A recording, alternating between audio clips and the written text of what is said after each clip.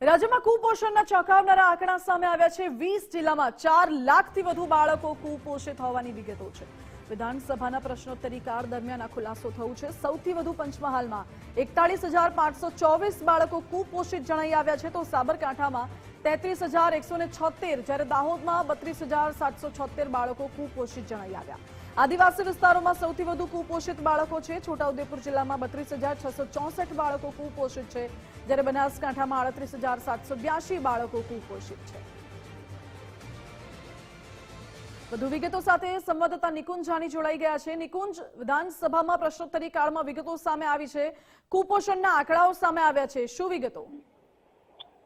માનસી, વિધાનસભામાં આજે કુપોષણ મુદ્દે ગૃહની અંદર ભારે ચર્ચા થઈ અને જે આંકડાઓ સામે આવ્યા છે તેમાં રાજ્યના 20 જિલ્લાઓમાં 4 લાખ કરતા વધુ બાળકો કુપોષણનો શિકાર હોય તે પ્રકારનો ખુદ રાજ્ય સરકારે સ્વીકાર કર્યો છે।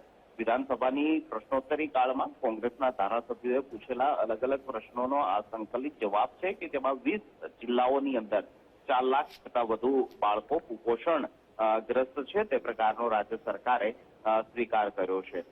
કુપોષિત બાળકોમાં ઓછા વજનવાળા બાળકો, અતિ ઓછા વજનવાળા બાળકોની વિગતો પણ ગૃહની અંદર રજૂ કરવામાં આવી છે અને સૌથી મહત્વની બાબત એ છે કે આદિવાસી વિસ્તારોની અંદર કુપોષિત બાળકોની સંખ્યા સૌથી વધુ છે અને છોટાઉદેપુર અને નર્મદા જિલ્લાની અંદર સૌથી વધુ કુપોષિત બાળકો હોય તે પ્રકારનો પણ આંકડો સામે આવ્યો છે।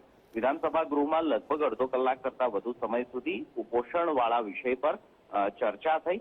કોંગ્રેસના ધારાસભ્યોએ સરકાર પર આક્ષેપ કર્યા, જ્યારે રાજ્યના મહિલા અને બાળ વિકાસ મંત્રીનું એક વિવાદાસ્પદ નિવેદન પણ સામે આવ્યું કે જેમાં તેમણે કુપોષણ માટે કારણભૂત બાળકોની જે ખાવાની આદતો બદલાઈ છે તેને કારણભૂત ગણાવ્યું।